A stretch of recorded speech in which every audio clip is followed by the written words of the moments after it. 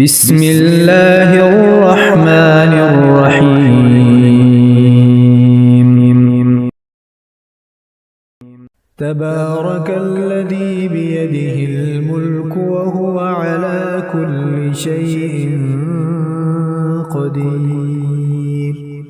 الذي خلق الموت والحياة ليبلوكم أيكم أحسن عملا وهو العزيز الغفور. الذي خلق 7 سماوات طباقا ما ترى في خلق الرحمن من تفاوت فارجع البصر هل ترى من فطور ثم ارجع البصر كرتين ينقلب إليك البصر خاسئا وهو حسير. ولقد زينا السماء الدنيا بمصابيح وجعلناها رجوما للشياطين وأعتدنا لهم عذاب السعير. وللذين كفروا بربهم عذاب جهنم وبئس المصير.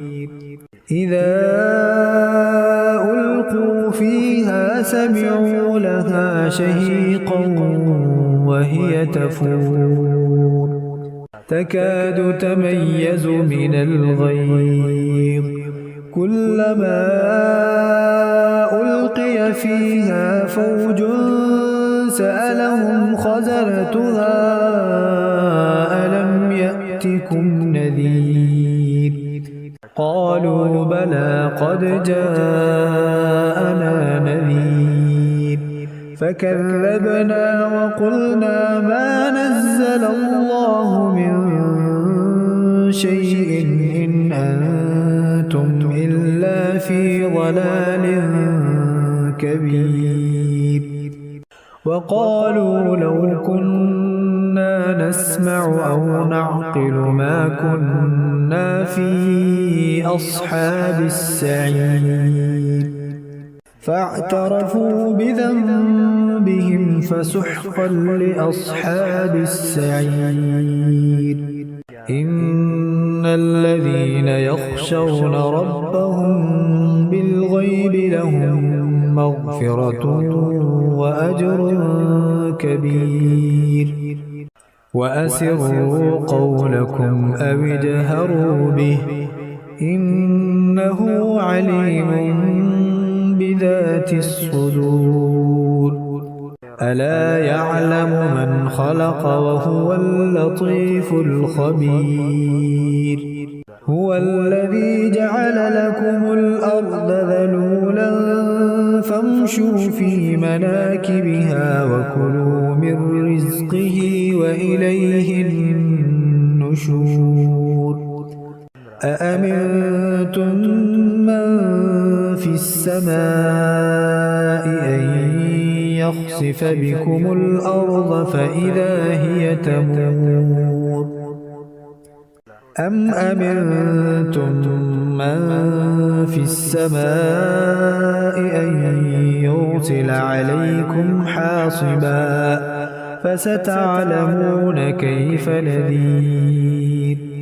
ولقد كذب الذين من قبلهم فكيف كان نكير.